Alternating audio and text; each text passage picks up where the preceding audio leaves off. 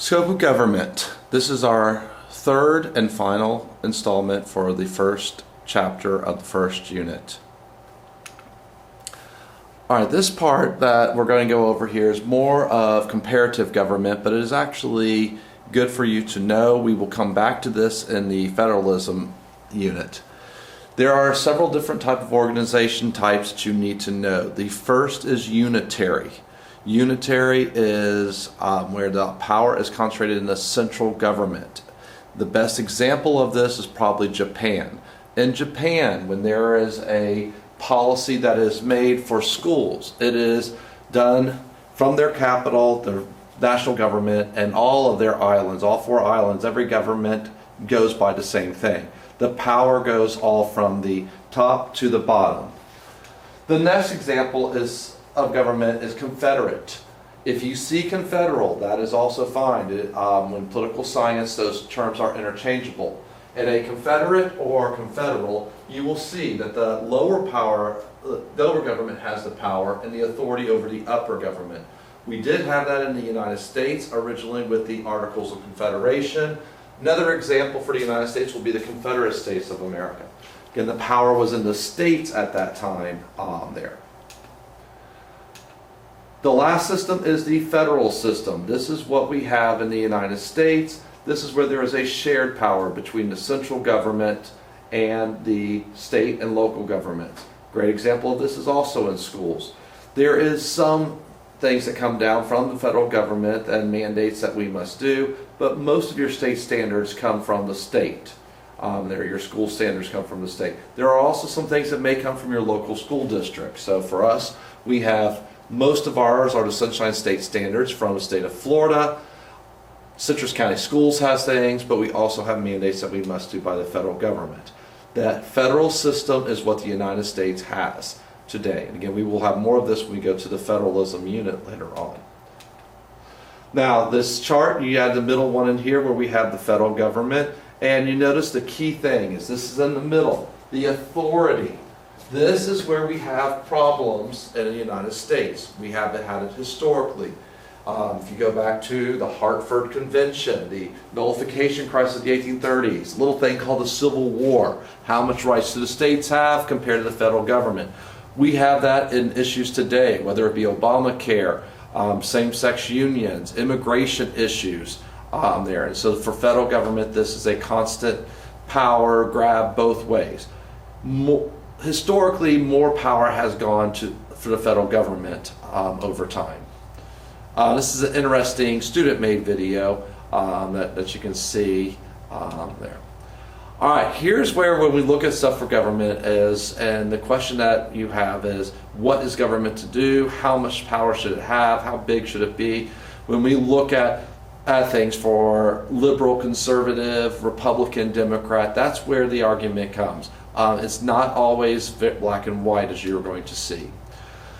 Term you need to know from history and economics but fits into U.S. government is laissez-faire.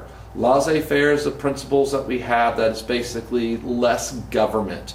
The United States, our economic policy was that through the 1800s, but the progressive movement, you think back to the Pure Food and Drug Acts, the Meat Inspection Act, the Interstate Commerce Act, where more and more government regulation came, we went off of the laissez-faire type of government.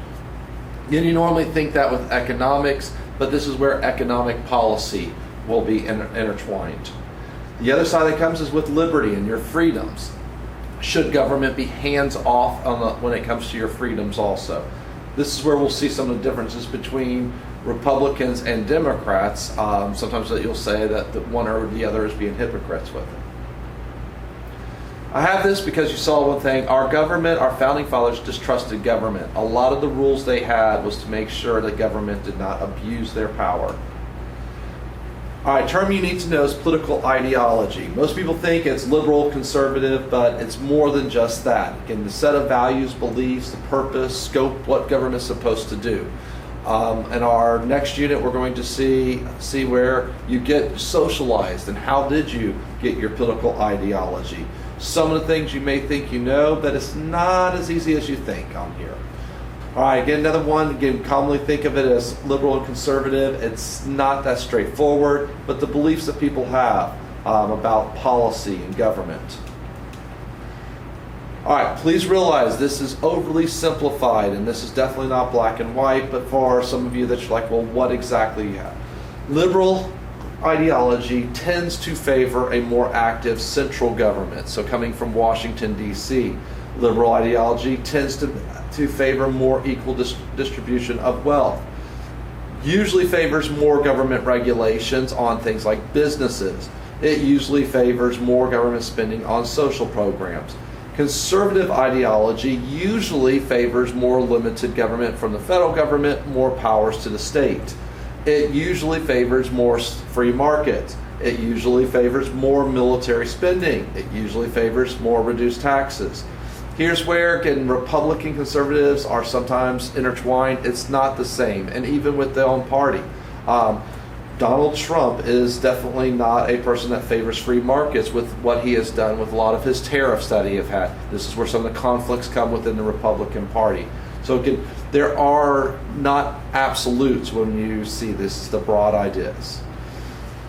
Now with conservatives, there are different terms that you need to know for things that we have for conservatives, and this is where the APGOVT side comes in.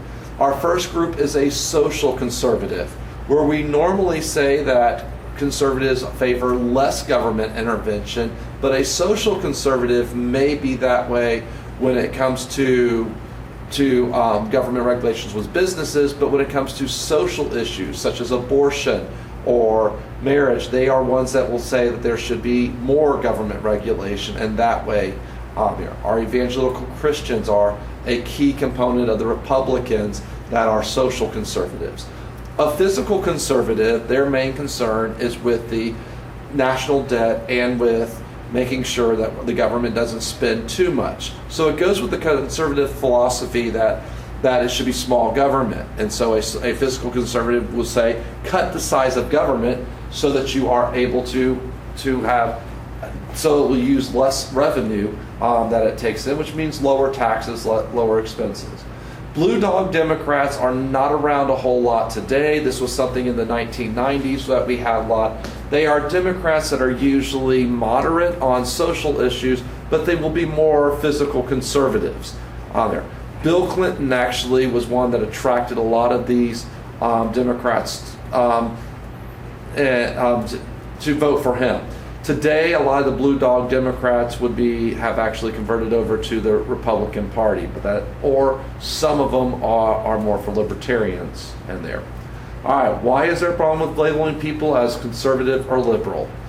Here's where most people aren't solely one way or another. I myself am a person that I would say that I lean conservative. There are some issues that I know that I'm conservative. I am conservative when it comes to fiscal issues. I would be a fiscal conservative. One of my top things that I believe in is that we need to decrease the national debt there. We need to decrease the deficit. But at the same time, I would probably be considered liberal because I have my views on the environment there. I am one that believes in a lot more for preservation and conservation. So I am not conservative on both of those cases, and that's the way most people are. There's some issues that they may be more conservative or liberal on. All right, here's another group that you have. You have moderates, centrists, sometimes they're the same things. They are sometimes referred to as independents. They may or may not be, but this is where a lot of issues, they are ones that are not going to be on extremes. Actually, for America, a lot of people are this way. They tend to lean Republican or lean Democrat, but they're in the middle for things in here. The next group is libertarians. That is not liberal, libertarians. Now, libertarians are ones that believe in limited government. So you might think, well, isn't that like the conservatives? No, they are ones that when it comes to most everything in there should be, and this is where they look to sometimes be more liberal, because even in personal liberties, where a social conservative would say that we need to have limits, whether on marriage and not have for same-sex unions or on abortion, a libertarian says no, less government. A conservative might say we need to have a bigger military. A libertarian would say no, a bigger military means bigger government and more spending, so they would say that it should be less there. So this is where we'll say for what's the difference between a current conservative, that's where some of those issues that we have. In many ways, a libertarian would be more like a Jeffersonian Democrat back in the early 1800s that was all around a small government, both in personal and in business. There. All right, libertarians, you see this. Now, this comes from the Libertarian Party, so it will be biased in that way with the wording that it has. But this is where they have some issues that seem to be more liberal or left-leaning. There's some issues in which they are more conservative and right-leaning in here. Notice where like they use the word freedoms here, which again, less government that you have. A lot of times we look at things left and right. Here's where I really like this idea when you have a square or you'll have some sort of diamond. So you see the libertarians are ones that believe in less government all around. Authoritarian are more government. So there can be some conservative, some liberal issues there. So people aren't just truly just one way or another on this. Here's video that has some of the issues and how a conservative will be different. It's not the strongest in academic, but it's a pretty funny video. All right, I told you most Americans are not extremist one way or another, and this is where when you kind of think left to right on this case for extreme Democrat, extreme Republican, and they're strong Democrat, strong Republican.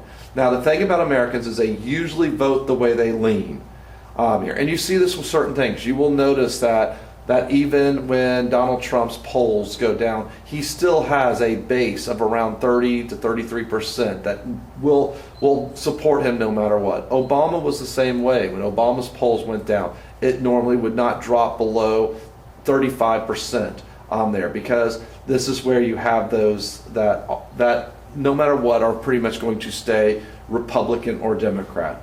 And this is where we normally have this area, somewhere between about 10 to 20% of the population that are truly independent or truly moderate. There. Then there's people that kind of lean one way or another. I'm one that's that way. I know in the last election when I counted up how I voted for different parties, I had voted, I think it was like 7 offices were Republican, for 5 were Democrat, and like 3 or 4 of them were independent or third party candidates. So I would actually be considered a more of a moderate independent type person. Another one with the square, but using the hats. They're kind of funny, but it is yeah. All right, it's pretty good.